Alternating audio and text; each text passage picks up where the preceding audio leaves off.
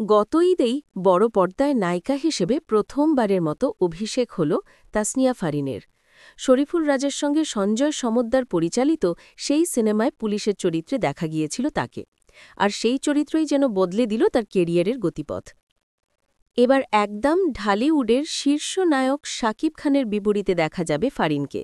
অনেক দিন ধরেই গুঞ্জন চলছিল তিনি নায়িকা হচ্ছেন প্রিন্স সিনেমায়, কিন্তু প্রিন্স টিম তখন পর্যন্ত কিছুই নিশ্চিত করেনি। অবশেষে সব জল্পনা, সব প্রশ্নের শেষ। নায়িকা হিসেবে চূড়ান্ত হয়েছেন তাসনিয়া ফারিন। সিনেমা সংশ্লিষ্ট একাধিক সূত্র জানিয়েছে, চলতি সপ্তাহেই হবে আনুষ্ঠানিক চুক্তি।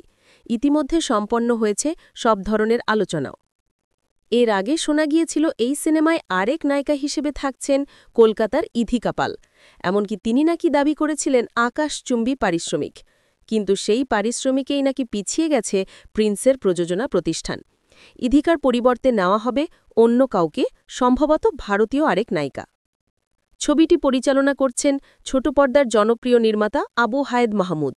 ৯০ দশকের ঢাকা শহরের আন্ডারওয়ার্ল্ডকে ঘিরে এগোবে গল্প, যেখানে থাকবে ক্রাইসিস, লাভ, অ্যাকশন আর ইমোশনের দারুণ সংমিশ্রণ।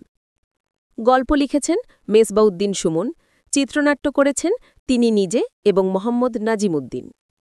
বাজেট, লোকেশন, টেকনিক্যাল টিম সবকিছুই এখন চূড়ান্ত পর্যায়ে। ডিসেম্বরের প্রথম সপ্তাহেই শুরু হবে শুটিং, আর প্রিন্স মুক্তি পাবে আগামী ঈদুল ফিতরে।